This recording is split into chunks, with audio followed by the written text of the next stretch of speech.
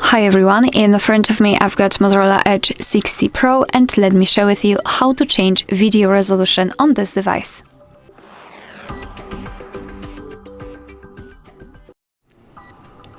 So let's begin with opening the camera app. Let's tap on it. And now we are in the standard photo mode, so let's switch to the video one. Just tap on this video option. If you can see the red dot inside the shutter button, for sure you're on the video mode.